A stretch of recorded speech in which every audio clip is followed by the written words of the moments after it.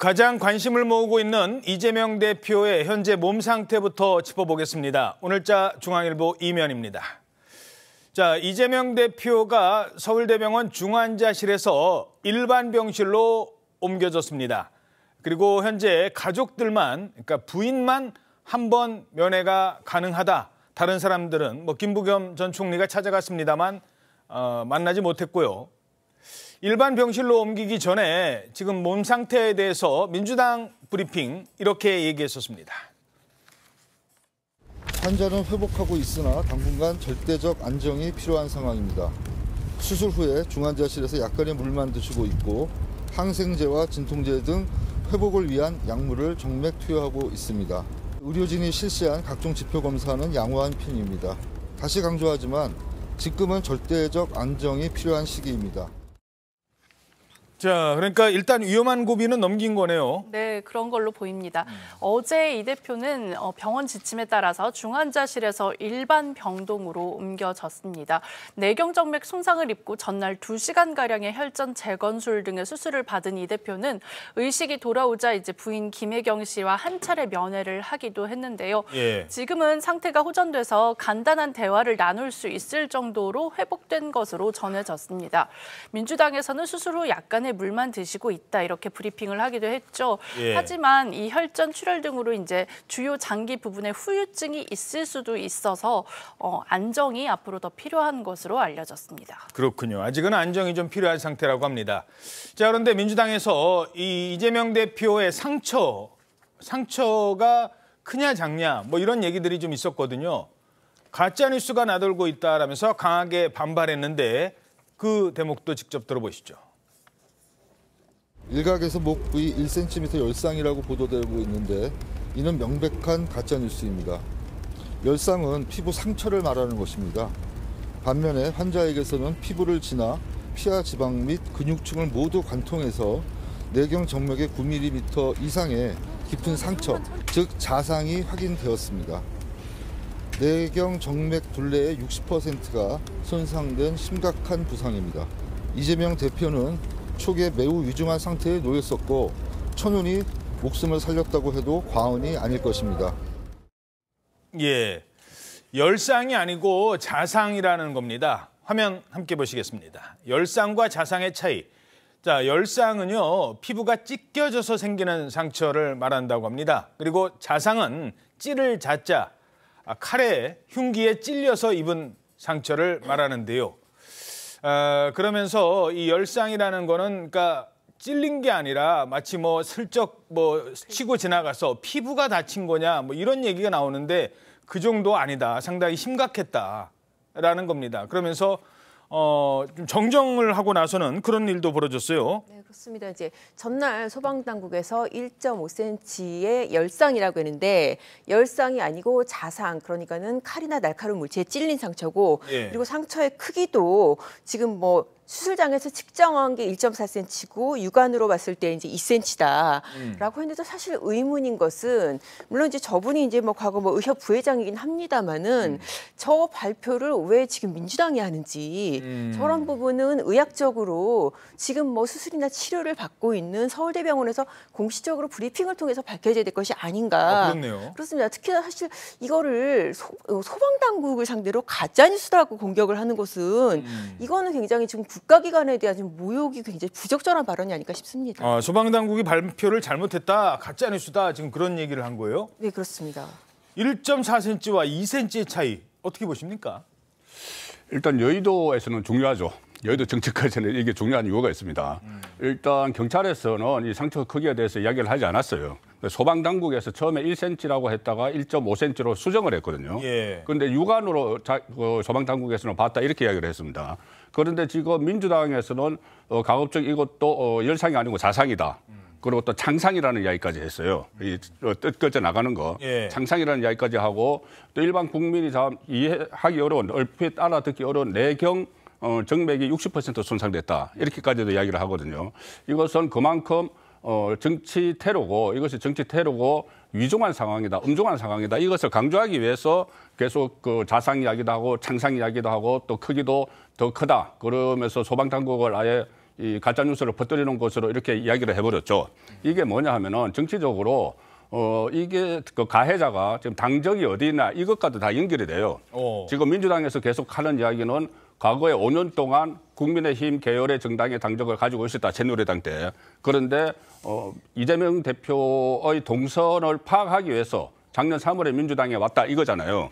그렇게 되면은 결국은 이 가해자가 국민의힘 쪽에 가까운 사람이고, 그래서 아주 위중한 정치 테러를 했다, 이것을 강조하기 위해서 상처를 가급적이게 크게 이렇게 이야기를 하는 것이죠. 예. 그러니까 참고로 박근혜 전 대통령이 피습당했을 때 11cm 자상이었어요. 그때는 이제 자상이었고 칼에. 네.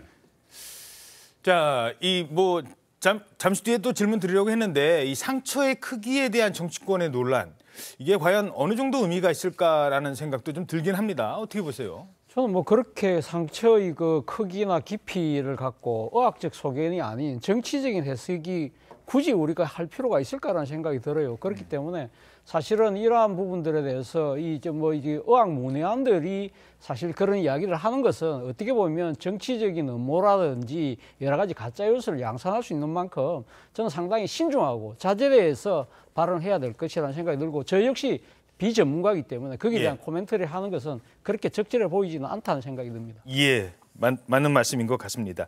그걸 질문드리죠. 지금 당장 이제 회복을 해야 되는데 회복 기간이 뭐 지금 일주일이 걸릴지 얼마나 걸릴지 모르지 않습니까?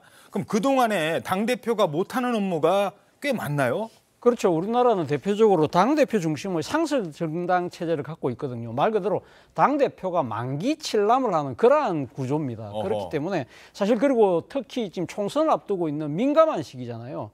그래서 당장 민주당 같은 경우는 공천관리위원장은 선임이 되어 있습니다만 공천관리위원도 지금 뽑아야 되는데, 그러한 부분들은 당대표 요중에 아주 강하게 작용될 수밖에 없잖아요. 사실은 이래 어떤 정당, 특히 제1야당의 공천관리위원이 된다는 것 자체가 이 많은 분들이 상당히 쉽게 응할 것 같지만 또 쉽게 응할 수도 없는 상당히 정치적으로 중요한 자리이기 때문에, 그럴 경우에는 당대표가 직접 나서서 일종의 뭐랄까요, 이 여러 가지 좀 설득도 하고 뭐 그러한 노력도 필요한데 그런 것도 필요한 것이고, 또 하나는 인재영입 같은 경우는 마찬가지잖아요. 그러니까 지금 당대표의 공언을 듣지 않은 상태에서 누가 선뜻 정치권에 들어오려고 하겠습니까? 그런 부분들도 있는 것이고, 특히 지금 이번 총선과 관련해서는 가장 중요한 문제 중에 하나가 선거법 협상이거든요. 그중에서 비례대표제를 준연동형 그대로 할 것이냐 아니면 병립형으로 돌아갈 것이냐, 이게 상당히 큰 쟁점이잖아요. 이재명 대표 결재가 있어야 그렇죠. 되는데. 이재명 대표의 결재 전에 본인의 정무적 판단과 정치적 결단이 필요한 것인데,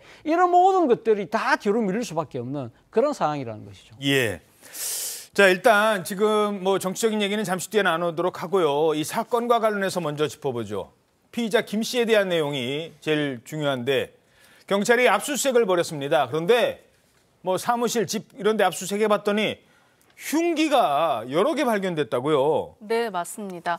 다시 한번 놀라신 분들도 많을 텐데요. 경찰이 이 충남 아산의 김 씨 집과 그 김 씨가 운영해온 공인중개사 사무실을 압수수색했습니다. 김 씨 자택과 사무실에서 평소 사용한 컴퓨터 등을 비롯해서 다수의 흉기를 발견한 것으로 전해져서 충격인데요. 경찰은 이제 흉기와 둔기 여러 점을 사무실 내부에서 찾아서 압수한 것으로 파악됐습니다. 특히 이 김 씨가 이 대표에 대한 피습 범행을 저지를 당시에 사용한 흉기와 비슷한 사냥용, 캠핑용 칼 같은 흉기도 포함된 것으로 알려졌습니다. 야, 상당히 치밀한 준비를 한 정황이 속속 드러나는 겁니다. 한국일보 일면 기사입니다.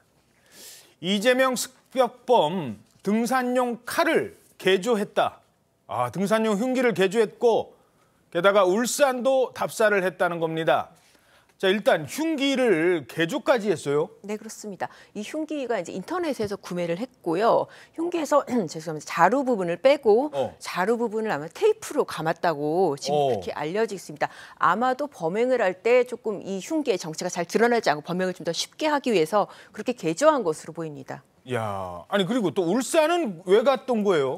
이게 아마도 범행이 실패할 경우에 또 다른 동선을 계획하고 그런 게 아닌가 지금 그렇게 추정이 되고 있습니다. 왜냐하면 이제 범행 전까지 행적을 짚어보면은 범행 전날이죠. 이제 지난 1일 KTX 타고 그 사는 곳이 충남이잖아요. 충남에서 부산에 온 지 다시 또 KTX를 타고 울산으로 갔다가 부산으로 그렇게 돌아온 것으로 지금 파악이 되고 있거든요. 그러니까 아산역에서 천안 아산에서 부산으로 왔다가 거기서 범행 장소가 거긴데 왜 울산을 갔다 왔을까요? 네, 그러니까요. 그 부분에 대해서 이제 왜 그랬는지 조금 이 대표의 동선하고 연관지어서 조금 해석할 필요가 있는데 이 대표가 이제 일정이 2일 그 부산 방문하고 문재인 전 대통령이 있는 양산에 이제 방문하고 오찬할 그럴 예정이었거든요. 그게 이제 알려졌었어요. 그렇습니다. 그 일정은 이제 공개된 일정이었고 그러니까는 이 피해자 입장에서는 이게 평산마을하고 울산이 지금 가깝다 보니까 만약에 이제 범행이 부산 쪽에서 실패할 경우에 대비해서 울산 쪽까지 어떻게 동선을 계획했던 그런 정황이 아닌가라고 지금 추정이 되고 있습니다.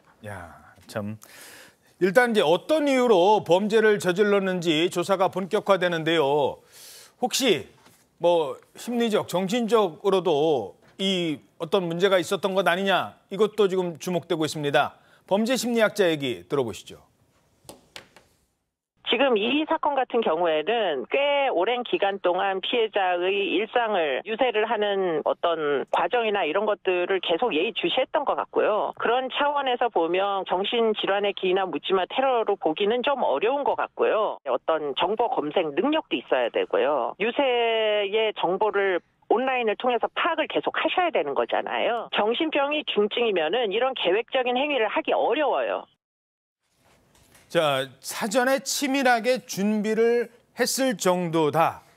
그러면 이게 의도적이고 계획적인 거다. 지금 그런 내용으로 살펴보는 거군요. 네, 그렇습니다. 그래서 이제 원래 처음에 사실 이런 범죄가 생기면 조사를 하는 게 음주를 한 상태인지 그리고 이제 정신병력이 혹시 있는지 그런 부분인데 이제 그런 부분의 문제는 지금 일단 없는 것으로 알려져 있고 술도 안 마셨고 정신병력도 없고. 네, 그렇습니다. 그래서 이제 뭐 본인이 얘기한 부분도 있으니까 이게 과연 어떤 정치적인 배경이 있는지 그 부분에 대해서 이제 지금 조사를 하고 있는데 지금까지 나타난 것은 아무래도 조금 그 은둔형인 그런 조금 그 정치에 몰입하는 그런 사람인 것 같다라는 정도가 지금 나오고 있는 거죠. 예.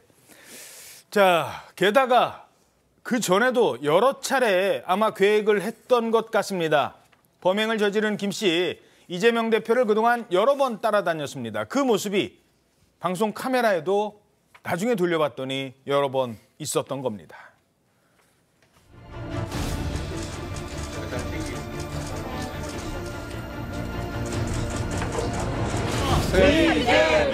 하나, 둘, 셋.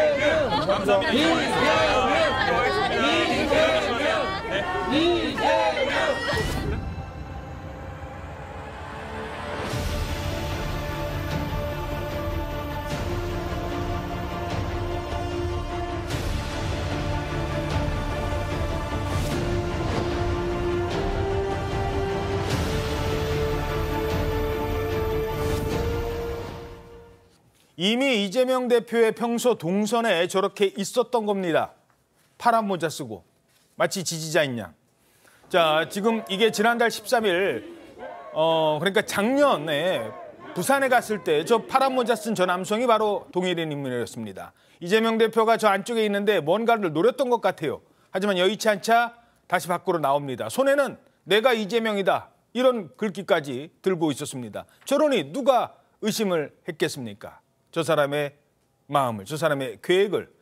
여기서 끝나는 게 아니에요. 또 차량 바깥에서도 이미 대기를 하고 있었고 그리고 나서 거의 1m 앞까지 다가간 적도 있었거든요. 지금 이 장면입니다. 차가 왔어요. 이재명 대표 지금 떠나는데 저 앞에 와서 저 차 앞에 와서 기다리고 있었던 거예요. 저 때도 지난달 13일에도 저 손에는 뭐가 들려 있었는지 저 주머니 안에는 뭐가 들려 있었는 건지 지금 이재명 대표 나올 때 차 앞에서 지금 딱하니 기다리고 있잖아요. 지금 와서 보니까 얼마나 섬찟한 장면입니까? 자, 그래서 지금 혐의가 구속영장을 지금 신청을 했는데 살인미수가 적용이 됐어요. 네, 그게 살인미수가 이 사건의 경우에는 당연히 적용이 될 수밖에 없고요. 저도 사실 형사사건을 이제 과거에 많이 했었는데 이런 사건은 흔치가 않아요. 왜냐하면은 보통 흉기로 다른 사람을 이렇게 찔렀을 경우에 이 범인들이 죽일 의도는 아니었다 그렇게 다투거든요. 예. 그러면은 그 흉기의 형태라든지 찔린 부위 이거를 가지고 이제 수사기관이 살인 의도를 입증을 해서 살인 미수로 영장 청구하는데 이 사건은 굉장히 명백해요. 본인이 살해할 계획이었다, 살해할 의도였다고 말하는 흔치 않은 사건이고 또 흉기를 가지고 목을 갖다가 다치게 했기 때문에 뭐 살인 미수 뭐 충분히 적용이 될 수 있을 것 같고 아마도 이제 부산경찰청에서 영장 신청해서 청구가 될 텐데 발부 가능성은 매우 높은 것으로 보입니다. 그렇군요. 자, 이 김 씨의 범행 동기를 밝히는 게 중요한데요. 평소에 어떤 사람이었을까요? 주변 사람들 얘기를 들어봤습니다. 옛날에 공무원 생활 좀 하시다가 중개사 자격 따져 이제 중개를 이걸 한다고 그 정도 따지만 이야기를 들었지. 아니 어떻게 뭐 그런 일을 다 했지 사람이? 상상도 안 되는데 성격이 말이 별로 안 없어. 말이 없고 소심하고 좀 성격이 좀 거드는 것 같다고 그럴까? 그런 색깔을 안 띄우고 누가 뭐 좀 잘못하고 그러면 다 뭐라 그러더라고. 월세가 한 5살 정도 되겠지. 조금만 기다려달라고. 자, 오늘자 한국일보 3면 보시겠습니다. 습격범 사무실 월세를 받는데 7달이나 7개월가량을 월세가 밀렸다는 겁니다. 그리고 사무실 앞에 빚을 갚으라는 독촉장까지 붙어 있었다고 합니다. 아니 그러면 그동안 생활고에도 시달렸던 겁니까? 네, 맞습니다. 이 김 씨가 지난해부터 월세를 제대로 내지 못하는 등 이 생활고에 시달린 것으로 알려졌는데요. 어제 김 씨가 운영하는 공인중개사 사무소 문 앞에는 은행에서 온 내용증명 등기 우편이 붙어 있었습니다. 이제 그 취재진들이 찾아가 봤더니 이렇게 다 붙어 있었던 건데요. 김 씨는 월 50만 원인 이 부동산 중개사 사무실 임대료도 7개월 동안 내지 못한 것으로 알려졌습니다. 50만 원도 지금 못 내고 있었어요. 네, 월세가 7달이 밀려 있었던 거고요. 2000년에 공인중개사 자격증을 획득해서 2012년부터 아산에서 공인중개사 사무소를 운영했는데 이웃들은 평소 김 씨가 조용하고 점잖은 사람이었는데 왜 그랬는지 모르겠다 이런 반응이었습니다. 예, 뭐 주변 사람들과 자주 만나거나 그런 사람은 아닌 것 같습니다. 다소 좀 은둔형이었다라는 얘기도 나오는데 자, 뭐 경찰 조사를 지켜봐야 되겠습니다만 범행 동기에 대해서 어떻게 보십니까? 일반적으로 그러니까 일반 형사 범죄 같은 경우에 원인은 보통 사인 간의 관계 악화에 따른 뭐 여러 가지 원한, 분노 이런 것들이 있고 또 하나는 경제적 필요성 때문에 하는 거지만 이 사안 같은 경우는 사실 그거하고는 좀 별개의 문제인 것 같고요. 앞서 그 양홍균 기자 말씀하셨지만 살해 의도로 분명히 지금 드러내고 있잖아요. 일종의 확신범이라는 거죠. 그렇다고 한다면 제가 생각했을 때는 이 사람이 지금 당적을 바꿨다는 이야기도 있고 오랫동안 정당 활동을 했다. 정치 유튜브를 열심히 즐겨 시청했다는 이야기들을 보면 상당한 정치적 이유 때문에 이 사건을 지금 그러니까 저지른 것이 아닐까 하는 생각이 드는데 문제는 당적 변경과 관련해서 그러면 입당 전부터 가면 당적을 변경하기 전부터 그럼 이재명 대표를 위하려는 생각을 갖고 있었는지 아니면은 그 당적을 변경하고 난 뒤에 이재명 대표 여러 가지 은행이나 정치 행보를 보면서 자신의 기대에 못 미쳐서 그래서 갑자기 그 범행 의도가 생겼는지는 그 부분에 대해서는 아마 경찰이 좀 더 수사를 해봐야 될 대목이 아닐까 하는 생각이 듭니다. 언제부터 살해 의도를 가졌는지, 그러니까 민주당에 가입을 했다면 왜 가입을 했는지에 대한 그 부분도 어떻게 보세요? 그러니까 상당히 준비를 오랫동안 하고 치밀하게 했던 것 같아요. 조금 전에 저희들이 봤지만은 계속 이재명 대표의 동선을 추적을 하고 있었고 또 본인이 운영하는 부동산 중개업소에 다량의 흉기가 있었고 그다음에 뭐 양산까지, 울산까지 이렇게 사전 답사를 하고 이것은 치밀하게 오랫동안 준비를 해왔다고 하면은 목적이 있겠죠. 목적 없이 하지는 않았겠죠. 그렇겠죠. 그 목적이 그럼 정치적 목적이나 다른 목적이냐를 지금부터 해야 되는데 경찰에서는 어제 그런 이야기를 했어요. 그 범행 목적에 대해서 동기에 대해서 공개 불가라고 이야기를 했습니다. 경찰이 그렇게 이야기했어요. 공개하기 어렵다. 그런데 오늘 아침 조간에 일부 보도된 것을 보면은 이재명 대표가 싫어서 이런 이야기까지 나왔거든요. 그럼 어떤 정치적 목적이 있다고는 일단 봐야 되는데 그 정치적 목적만이 있는 것인가, 정말 그 정치적 목적만이 있는 것인가 아니면은 가령 박근혜 전 대통령 비서 때는 지충호 씨인데 가해자가 처음에는 어떤 정치적 목적이 있는 것처럼 이야기를 했어요. 그런데 나중에 결론 난 것은 본인의 억울한 옥살이에 대해서 호소를 하기 위해서, 하소연하기 위해서 범행을 저질렀다 이런 말도 나왔었거든요. 그리고 조금 전에 어떤 정신질환 문제는 일단 배제는 됐지만 그 문제를 비롯해서 또 은둔형 외톨이 이야기도 나오지 않습니까? 얼마 전에 우리 사회에서 무작정 막 피습 공격을 하는 그런 일이 있었죠. 그래서 모든 가능성을 열어놓고 조사를 해야 되는데 일단 꾸준히 이재명 대표를 추적을 해왔다는 점에서는 정치적인 목적이 있을 가능성이 약간 더 높다고 봅니다. 예, 지금 말씀하신 것처럼 계속 따라다녔고 범행 시기를 여러 번 엿봤고 그리고 또 하나가 뭐냐면 많은 사람들이 지켜보는 저 생중계되는 공개적인 장소에서 저런 범행을 결심했다는 거예요. 보통은 다른 사람들 몰래 누군가에게 가해를 하는 게 일반적일 텐데 다른 사람들 보는 앞에서 거기에도 뭔가 목적이 있었다는 겁니다.